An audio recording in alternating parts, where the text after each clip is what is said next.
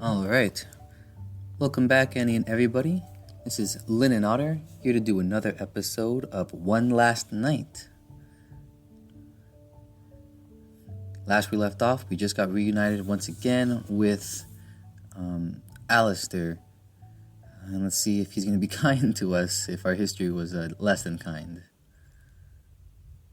So yeah, unfortunately for both of us, it is.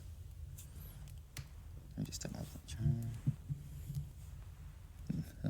I admit, you got me good there. I really thought you'd have died by now. You were basically a glorified house husband, last I heard. What was his name? Michael? Well, times and people change if you haven't noticed. For example, I wasn't expecting to meet you again after being kidnapped by your cronies. Oh, all's fair in love and war, though. You taught me that. And they said he had like the slightest hint of an accent, but I don't know which accent. So it'll probably change throughout my reading. I rolled my eyes at the lion. You always did love trying to use my words against me. I have to say, though, the leader of a bunch of a-holes does suit you perfectly. You even dressed for the occasion. I gestured my hand at the length of him, from the piercing on his lower maw to the corset to the tight black pants. And you always did look better when you were on your knees for me. And look, your hair is already tied back. An involuntary grunt of disgust escaped my lips.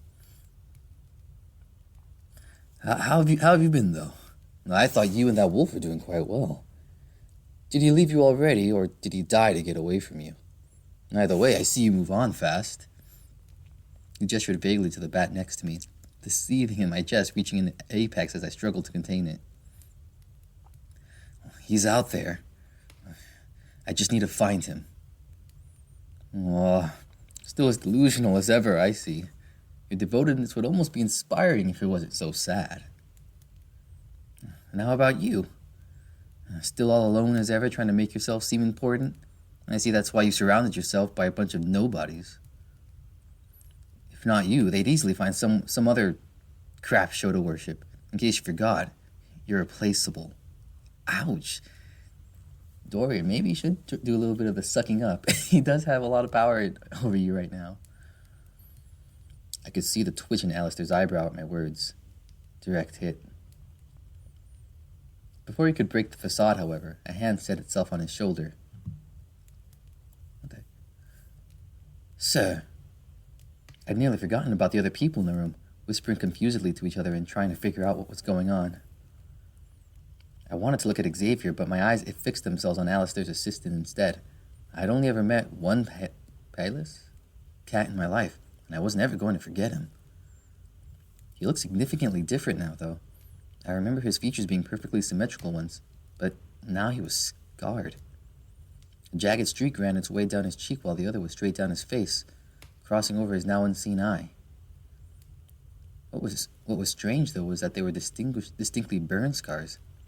It begged the question, were they intentional? What the heck? Before I could try and provoke either of them again, a cough from Xavier drew the attention of the room back to him. Hey, the new art's already here. So the update worked. I did update my One Last Night came off screen. And yeah, there's updated art and sprites and stuff for the characters. Xavier's pink scarf is definitely pink now. That's cool. So, do you two know each other? Unfortunately. There was more silence as neither of us explained further. How? Oh, jeez. I let out a sigh as I spoke up before he could. Xavier, this is Alistair. My ex. His eyes went wide as his mouth opened and closed repeatedly, trying to find the words to convey anything about the situation. Seriously, my thoughts exactly. Like, what are the odds? But, oh man, I mean, seriously, Dorian, do some sucking up right now. This guy could probably, like, order your execution. A smile finally crossed my face at that. He usually always had something to say, but seeing this grounded me again.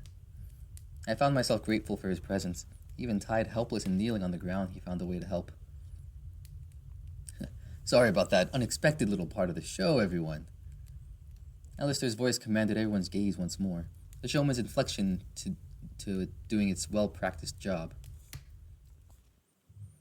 As you all have just witnessed, our latest contender has revealed himself to be none other than my ex-boyfriend. It must be a shock to you all to learn somebody once had the privilege of dating me, but consider this a ray of hope. If someone as horribly plain as this man once had a shot, what's to say none of you might too? A red flushed my cheeks, whether from embarrassment, fury, or both, I wasn't entirely sure. You and I both... I couldn't even finish my words before I was met with a quick and decisive backhand from Alistair. You should have been kind. My cheek stung as he lowered his voice, looking me directly in the eyes as all hints of amusement left. Quiet now. This is my show, not yours. I shivered at the cold tone, the harshness catching me off guard. Immediately he continued past my outburst as though nothing had happened. Something else was off though, but I couldn't put my finger on it yet. Alistair had always been a calloused, controlling a-hole, but this was different. Concerning. With that being said, let's wrap this show up. Uh-oh. He turned to the two of us, both he and Cal staring down where we knelt, the attention of the rest of the bandits focused on us with a nary a whisper.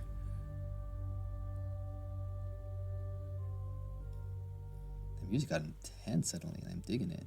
Just want to make sure it's not too loud. Okay, I think I just left it back where it was. That's when the pieces clicked together in my brain. His eyes. When we were talking before, after the shock of my reveal, his eyes betrayed the Alistair I'd once dated, the one I'd spent nearly 2 years of my life with. I had thought the whole act I'd been hearing was just that of a show, something he'd used to lead these people and keep them in line. But when our eyes met, it was like there was someone else looking back. I could see traces of the person I once knew, yet it was like another person was in control of his actions. By instinct, I focused my attention to the only other person who had met him as if looking for some kind of confirmation. From the time I'd met him, Cal had worn a neutral expression and hadn't been very expressive. It seemed that hadn't changed. He studied my face for a moment as if he could understand what I was thinking and gave me a nod so slight I might have imagined it. What? What was going on here? Is there some magic brain control stuff happening here too? Alistair had been speaking the whole time, but I only tuned in again as his speech was coming to a close. As the leader of our group, I formally welcome you to your new home for what will be the foreseeable future. We are the Ignited, the flames that rose from the ashes of our tarnished world to bring our own order to the chaos. We are what this world needs to bring forth a better future. You are both lucky and privileged to be able to join us here today. Hopefully one day, you may see our ways and join us, to bear the mark of the enlightened like the rest. The sounds of fabric shuffling surrounding us as each individual members bore a burn scar, showcasing their membership. And this was more than just some banditry.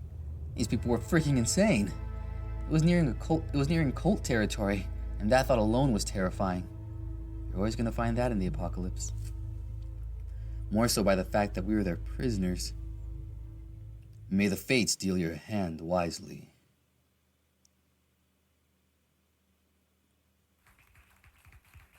With those final words, cheers of excitement erupted around the room. Alistair turned his attention to the guards that had brought us in. See them to their new cells, preferably on different floors. Take the bat to our medic first to treat his finger. Without another word, he turned and began walking away. Alistair! We aren't through here! My voice left my throat before I could even process the words I was saying. You'll regret treating me like crap again. I refuse to lose to a villain like you. Alistair paused at the exit doors, turning back for a moment with that same smirk. Oh, Dorian, always so dramatic. Whoever said you were a hero? And then he was gone. A turn of fabric and the lion stalked away. Cal followed behind him obediently, not looking back. My lead was tugged as the bandits forced me to my feet again, following the instructions their leader had left. Quickly I looked for Xavier, trying to find him amongst the chaos. When I finally did, a scared look was plastered on his face. I tried to will myself to say something motivational, to find the words to tell him everything was going to be alright. The shock of the past few moments had left my mind blank, the rage seeping out of it and taking any comfort I could give to the young bat with it. In the next instant, we were dragged in opposite directions, losing sight of the other in the crowd. I wasn't sure when we'd see each other next, but my best guess was at whatever was happening tomorrow. I felt the anxiety building again, the fear of the situation kicking in.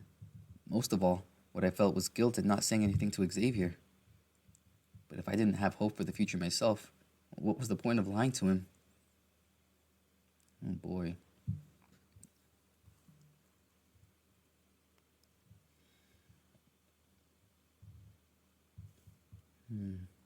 This definitely looks like a room where bad things happen. I didn't really know what to expect when they said when they said they were going to put us in cells, but it certainly wasn't including a family photo album. I flipped through the pages, watching the lives of these strangers as they first met, got married, and had 3 kids together. Where they were now is anybody's guess, but hopefully they weren't locked in an abandoned storage unit. When the bandits had led me through the halls, they thankfully hadn't placed that old bag back over my head. I'd gotten a good glimpse of my surroundings.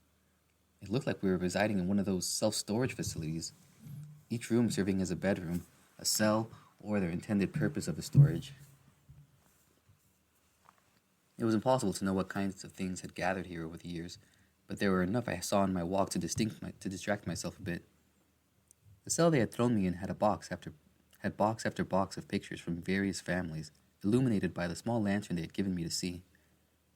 It was one of the 3 useful things I'd been given, the other 2 being a lidded bucket for personal business and a decently sized blanket. Home sweet home. I picked another album up and began flipping through it. A pang of sadness grew in my chest, knowing that I no longer had any photos of my loved ones. Tears began to well up in my eyes, blurring my vision. I tried to blink them back, but it was too late now as they spilled over and wet my face. I nearly died twice this week after 2 separate fated encounters, one of which I dumbly left my spear behind. And now I'd been kidnapped by my ex. It's been a bad week. That same ex who clearly had plans for me that I didn't know, and was also running a bandit cult. I had no clue why Haven had tried to contact me. I didn't even know if Xavier was safe. I ended up getting his freaking finger broken in the process of everything. And all of my efforts to try and be some kind of hero, I'd only been a hindrance. I owed a lot to the Bat for sticking with and helping me through this week. As much as I pretended to be some kind of mentor, I knew I was nowhere near qualified enough. I was a freaking freelancer. What made me think I was qualified for any of this? Everything that had gone wrong recently was because of me and my carelessness. Now it was up to me to set things right. I wiped the last of my tears with my shirt, surprised to hear a crinkling of paper from my shirt pocket. I dug my fingers in and pulled out a small folded paper. Unfolding it, I found the Morse code guide from Xavier staring back at me. I guess the bandits had either missed it or determined one piece of paper wasn't much of a threat. For now, I tucked it back in while I set to organizing my current living space. Might as well make it look nice to help clear my head. Oh, or I wonder if that's gonna... Well, okay, I'm pretty sure that's gonna come in handy. I hope I don't have to actually remember the Morse code myself. Thankfully, they'd given me a unit with not much in it. There were a few cardboard boxes scattered about the room, accompanied by a wooden shelf with various old newspapers stacked on it. Opening the remainder of the boxes revealed even more photo albums, all from various families and lifetimes. Clearly the bandits had stuck whatever they didn't deem useful in the cells. I doubted there was a way I could fashion any sort of weapon with a picture. The sound of breaking the shelf would be too loud as well. Besides, a plank that big would cause more splinters than stealthy knockouts. I placed the bucket in the furthest corner and the boxes of photos in the adjacent one. I placed my blanket over a few kids' playmats to make a shoddy bed for myself. It wouldn't be comfortable, but it was better than sleeping on the cold, hard floor. The shelf sat next to a pipe that ran through the ceiling and floor. I hoped that it wouldn't start dripping to drive me further into insanity. Finally, I grabbed a stack of newspapers to use as a makeshift pillow. With that, my new room was organized.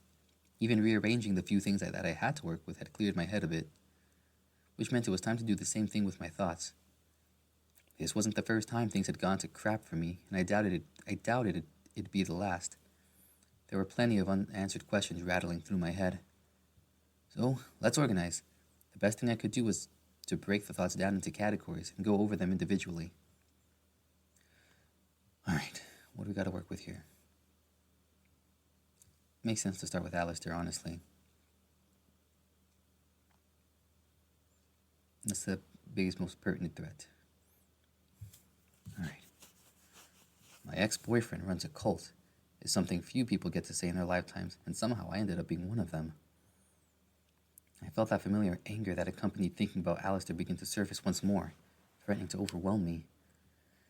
It was like a tsunami, destructive and aggressive on the surface, with a true power lingering just beneath. I wasn't even sure how I was supposed to process this. It was just something I had to take at face value and move on.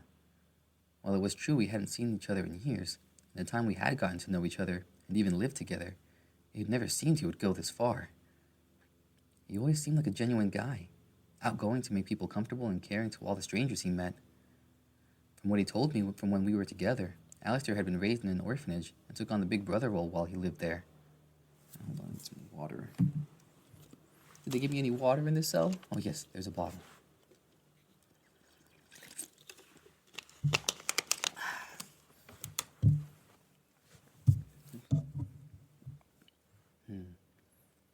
He helped the other kids sort through their problems, teach them how to read, and all that kind of stuff, all the way until he moved out at 18. In hindsight, his caring nature lent a lot to his newly minted persona as a cult leader. He's always had an almost regal nature to him, unintentionally ironic for a lion. Even after he'd moved out, he regularly sent money back there to help keep it in working condition. That was the kind of man I'd fallen in love with. The same man who would later betray me. When we broke up, it left me wondering how much of that side of himself he showed me was real, and how much was a facade. Now I seem to have my answer.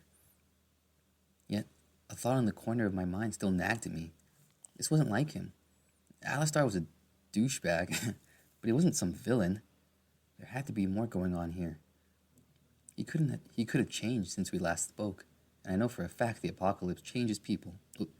He could have changed since we last spoke, and I know for a fact the apocalypse changes people. Just look at what happened to me. I started out as someone lost, looking for their boyfriend and hopelessly useless, just like most people when it first began. Then over the course of a year, I'd grown into the founder of a group quite the opposite of this one, where I helped give people safety.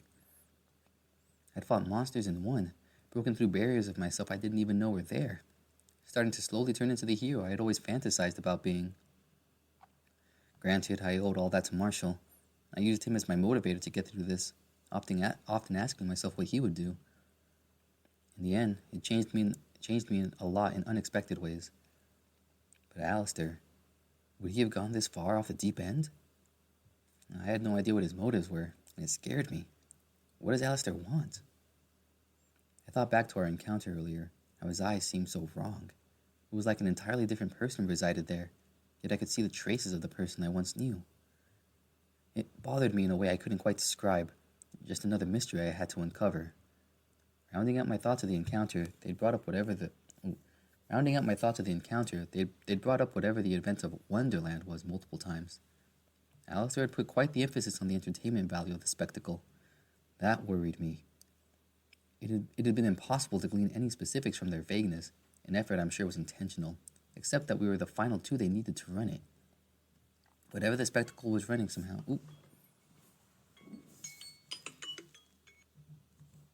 Alrighty.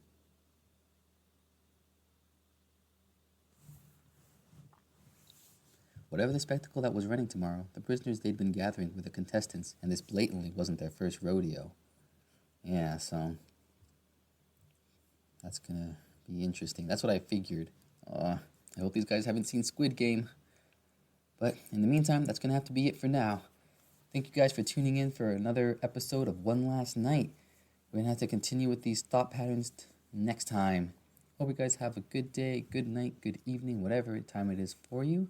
And yeah, stay tuned. We're definitely going to keep going with One Last Night and a few other other visual novels on my channel starting soon. So thank you guys again. We'll see you next time. Bye now.